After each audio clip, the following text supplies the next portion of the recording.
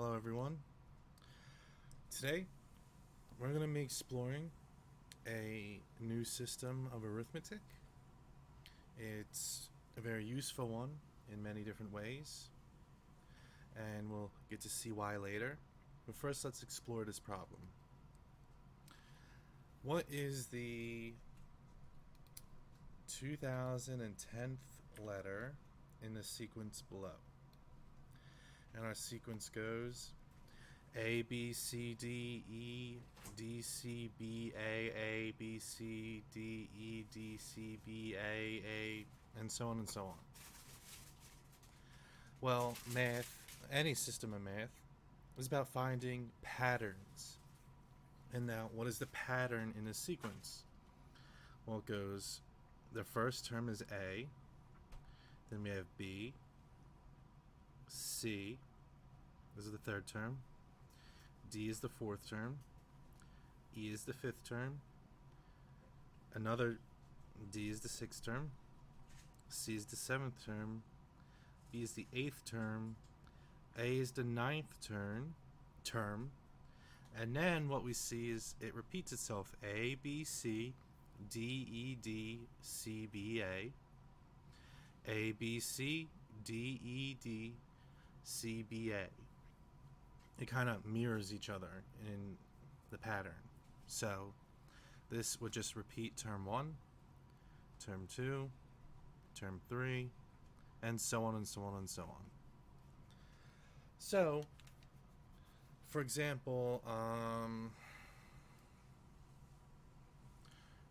if I'm finding the 15th letter in a sequence, I would just count 1, 2, 3, 4, 5, 6, 7, 8, 9, 10, 11, 12, 13, 14, 15. You can see it's corresponding with the 6. The 15th letter corresponds with the 6th term. Now, that should give us some intuition on how this is going to work. So, if we have 9 terms and then the sequence repeats, and we have that the 15th term corresponds with the 6th term. Now, what's the link here? Well, if I were to do 9 divided by 15, we would see that would go in once, and we would have a remainder of 6. Now, this is because we're looking for that 15th letter, and since there's 9 items in the sequence, we want to break that 15 into parts of 9. So what happens is we cycle through 9 one time, and then we continue on in the next cycle for 6 terms, reaching 15. The 15th term, that being D. So, with that intuition, let us find the 2010th term through the same manner, division by 9. So, 9 divided by 2010. Now, 9 goes into 20 twice, because 9 times 2 is 18. Subtract, and we get a 2, drop the 1, and now we say, well, 9 goes into 21, also 2 times. And again, we have 18. Subtract and get a 3, drop the 0. Then it would go in 3 times, because 9 times 3 is 27. Subtract, and we get 3 as our remainder. So usually you write that as like R3. So when we're looking for the 2010th letter, the cycle is repeating 223 times. Then it has 3 remaining letters left over. So once it hits the end of the 223rd cycle, it goes to the first term, the second term, and then the third term. So in this case, the 2010th letter is C, because we have that remainder of 3. 9 divides into 2010 223 times with that leftover 3. So we count 3 terms over. Now, what if we based an entire mathematical system around these remainders of numbers and these cyclical patterns like we just saw? Well, let's continue with another problem. The clock below has only 5 numbers on its face: 0, 1, 2, 3, and 4. The clock only has one hand, which moves around the circular face from 0, 1 to 1, 2, 1 to 2, 2 to 3, and etc. back to 0. If we set the clock at 0 and let begin ticking clockwise, the first 12 numbers it would hit would be 1, 2, 3, 4, 0, 1, 2, 3, 4, 0, 1, and 2. So, what number does the clock point at after 20 ticks? Well, you might already have a pretty good intuition of where it would land, but let's look at the information it gives us. The first 12 numbers it hits are 1, 2, 3, 4, 0, 1, 2, 3, 4, 0, 1, and 2. So it ends on a 2. And we notice there's 5 terms, or 5 things in the sequence. 0 is 1, 1 is 2, 2 is 3, 3 is 4, 4 is 5. If you're more in computer science, that should make a little bit more sense, but anyway. So there's 5 numbers represented here. And if we take 5 and divide it with 12, well, it goes in 2 times. You get 10 with a remainder of 2. So it completes the cycle 2 times, as we see here. It completes the cycle once, completes the cycle again, and we have the remainder of 2, so it goes on 2 more times and lands at 2. So with all that information, how can we find 20 ticks? Well, if we do 5 divided by 20, we know it goes in 4 times perfectly. So, with a remainder of 0. So that means it's going to, if we actually count it out, and we should have it go around 4 times.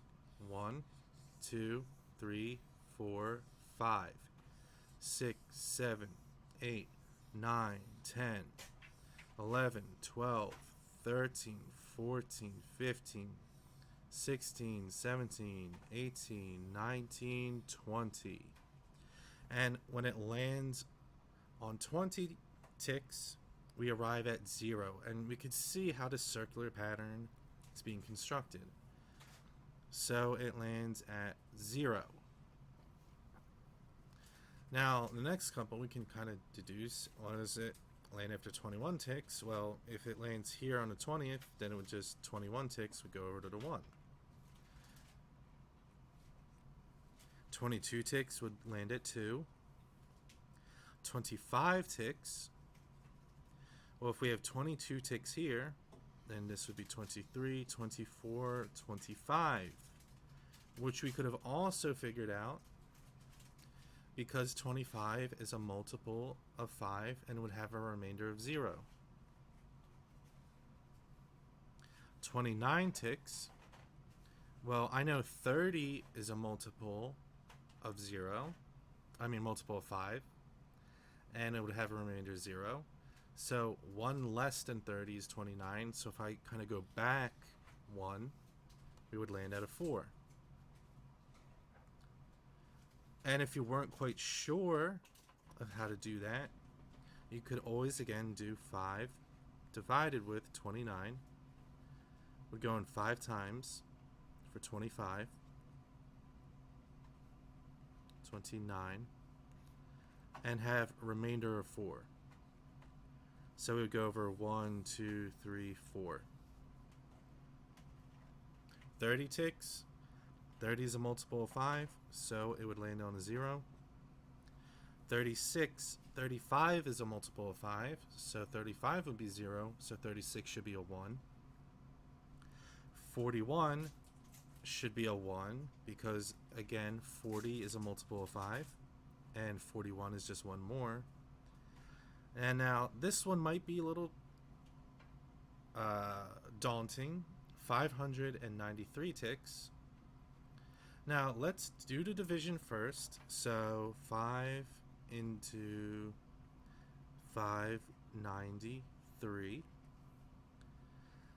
Well, it would go in to 59. Well, 5 times 10 is 50. 5 times 11 is 55, so 11 times. And we would have 55. Subtract to get a 4. Drop the 3. Well, then 5 goes into 43 8 times, which would give us a 40. Subtract the 3. So the cycle would repeat 108 times with a remainder of 3. So it would complete the 108th 18th cycle and then go 1, 2, and 3 over. So 593 would land at 3. Now you could have also probably just figured out that 590 is a multiple of 5, so that would land at 0, and then just go up 3. Or you could have figured out that 595 is a multiple of 5, and you could have gone back 2 to get to 593. Either way works with this cyclical system. Now, what we have just accomplished or just seen is this thing called modular arithmetic.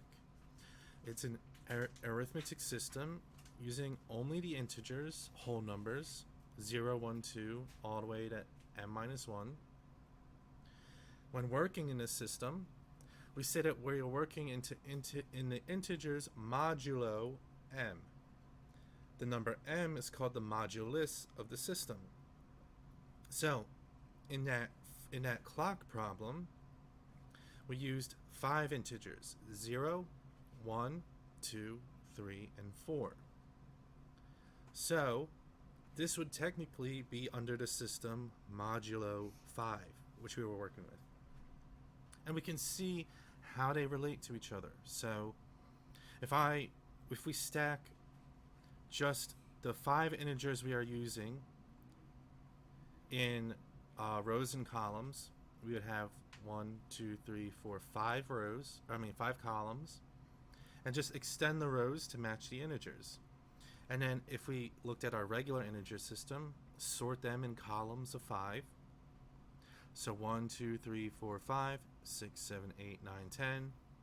We see that all the multiples of 5 correspond with the zeros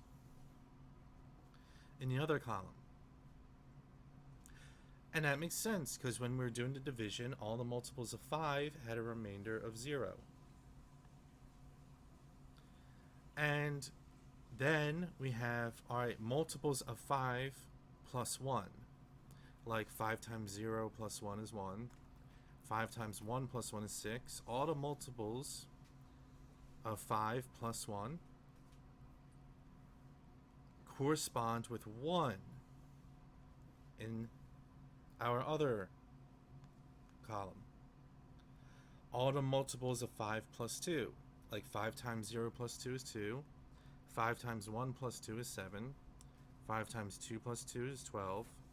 All the multiples of 5, when added with 2, correspond with the 2 in this column. So this is our first look at the wonderful and unique system of modular arithmetic.